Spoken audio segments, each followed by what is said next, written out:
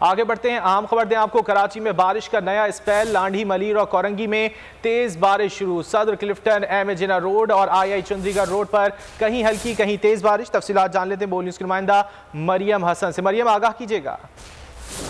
देखिए, बिल्कुल खलीज बंगाल में एक और हवा का कम दबाव बना है जो कि इस वक्त भारतीय गुजरात की जानिब है। आज रात तक जो है हवा का कम दबाव दिन में दाखिल हो जाएगा।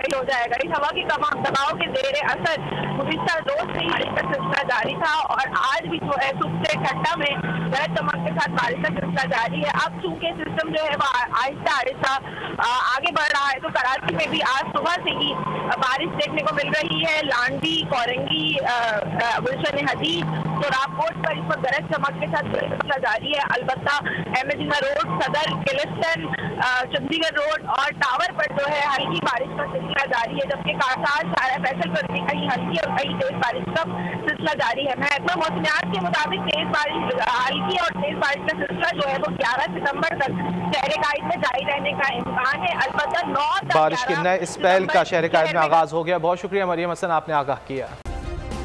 सब्सक्राइब करें और बेल दबाएं ताकि कोई खबर रह न जाए।